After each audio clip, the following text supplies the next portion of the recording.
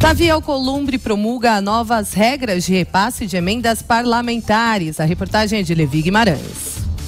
O Congresso promulgou em sessão solene a emenda constitucional que facilita o repasse direto de emendas parlamentares aos estados e municípios. Aprovado em novembro pela Câmara e nesta semana pelo Senado, o texto de autoria da deputada Gleice Hoffmann, do PT, define que a verba vai ser repassada aos governos locais, independente da celebração de convênios, para que eles decidam em que área o dinheiro vai ser investido. Em uma segunda modalidade, os recursos vão ser vinculados a um setor já estabelecido na emenda parlamentar e aplicados em áreas de competência da União.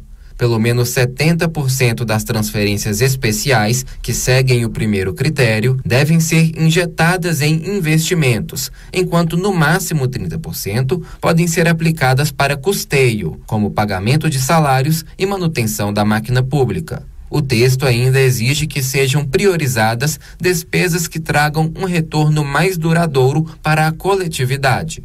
Com a promulgação, a norma passa a valer já em 2020, quando 60% dos repasses de verba direta aos governos locais deve acontecer no primeiro semestre. O objetivo é evitar a concentração de investimentos no período eleitoral. De Brasília, Levi Guimarães.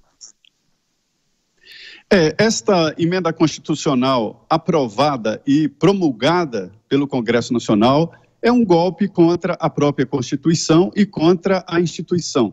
Isso porque os poderes estabelecidos pela Constituição de 88 são claros.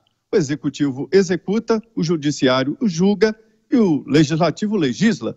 Com esta emenda, o Legislativo passa a executar, ou seja, mandar dinheiro para onde quiser. Para se ter uma ideia de como este acordão funcionou, 700 milhões de reais já estão neste novo critério.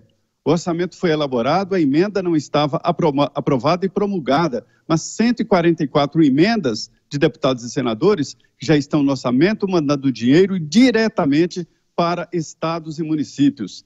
A diferença é que antes os deputados e senadores indicavam as emendas, mas havia necessidade, a exigência de um projeto, uma vinculação. Agora o dinheiro vai direto para o caixa e dificulta e muito a fiscalização. E isso diretamente para os prefeitos. Existem ali limites. Esse dinheiro não pode pagar dívida e nem ser aplicado aí para o pagamento de pessoal, mas é dinheiro vivo nos cofres dos prefeitos em ano eleitoral. É o legislativo executando, ou seja, uma espécie ali de parlamentarismo à brasileira. É sim uma retirada de fatia importante do poder executivo e isso nem foi discutido assim. É uma emenda da presidente do PT, a deputada Gleice Hoffmann, que foi votada rapidamente, sem muita discussão. Os deputados e senadores ganhando ali poderes do executivo, ou seja, uma aplicação de uma espécie de parlamentarismo brasileiro. Vamos ver aí qual é o destino destas emendas parlamentares para prefeitos e governadores, né? Pois é, Zé Maria. Na verdade, o Brasil tem tudo sui generis, é tudo adaptado à realidade brasileira.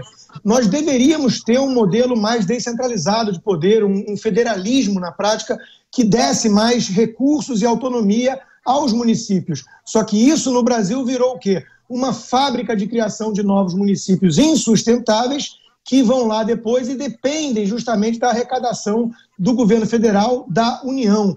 Isso aí é uma medida, claro, de olho nas eleições e de olho em facilitar e tornar mais direta a transferência de recursos para esses prefeitos num ano com algumas restrições ali para gasto, não pode ser tudo para folha de pagamento, tem que ter algum investimento, mas em ano eleitoral eles nem vão reclamar, porque os investimentos também chamam atenção e garantem votos. Ou seja, aquilo que deveria ser algo saudável num país com poder descentralizado e o federalismo na prática, a brasileira, como o Zé Maria disse, acaba se transformando apenas num esquema de meter de forma mais direta a mão nos recursos gerais.